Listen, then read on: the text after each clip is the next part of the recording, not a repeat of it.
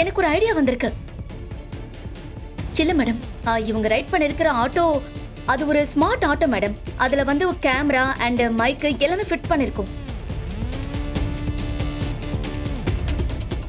வண்டி ஆன் ஆன உடனே யார் பேசினாலும் அதுல உடனே ரெக்கார்ட் ஆயிடும் மேடம். இந்த ஃபிளைட்ல எல்லாம் இருக்குல்ல பிளாக் பாக்ஸ்ன்னு சொல்லுவாங்கல்ல, அந்த மாதிரி தான் மேடம். மாமாவோட போன்ல ஒரு ஆட்டோ ஆப் இருக்கு மேடம்.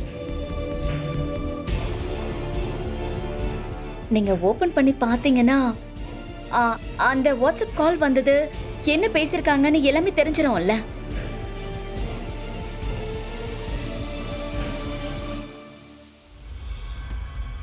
மேடம் இந்தாங்க மேடம். மாமா பாஸ்வேர்ட்.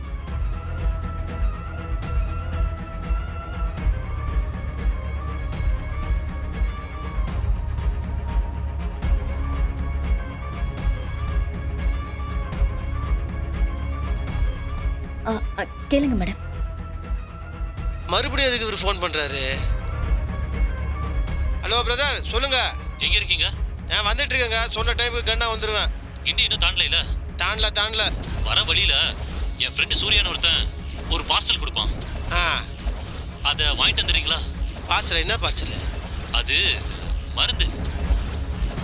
ஃபாரின்ல அவங்க அண்ணன் ஒருத்தர் இருக்காரு, அவருக்கு கொண்டு போய் கொடுக்கணும். ஓ மருந்தா? அப்போ முக்கியமான மேட்ரு. கரெக்டா கிண்டி பிரிஞ்ச ஏறி நம்ம இறங்குவோம்ல, அந்த இடத்துல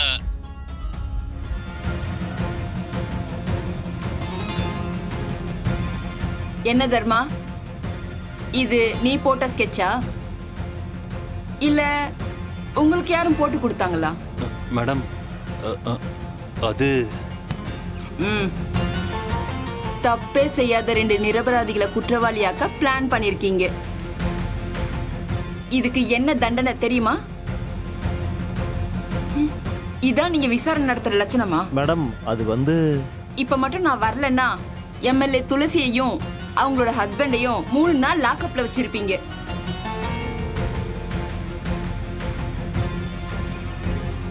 சொசைட்டில துளசி மாதிரி ஒரு எம்எல்ஏ கிடைக்கிறதெல்லாம் அபூர்வம்.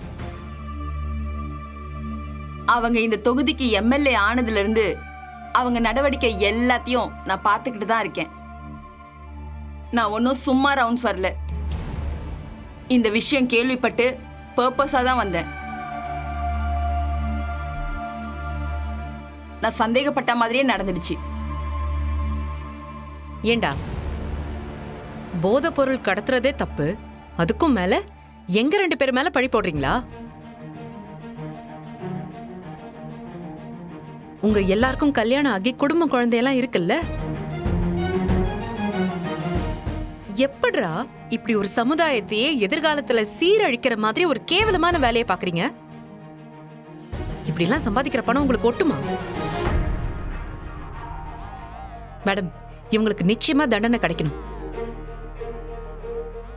எங்களை மாட்டி விட்டதை தாண்டி இந்த மாதிரி கிரிமினல்ஸை சும்மா விடக்கூடாது. இவங்களுக்கு கொடுக்கிற தண்டனை மத்தவங்க இந்த தொழில் செய்யறதுக்கே யோசிக்க வைக்கணும். அந்த மாதிரி ஒரு தண்டனை கொடுங்க.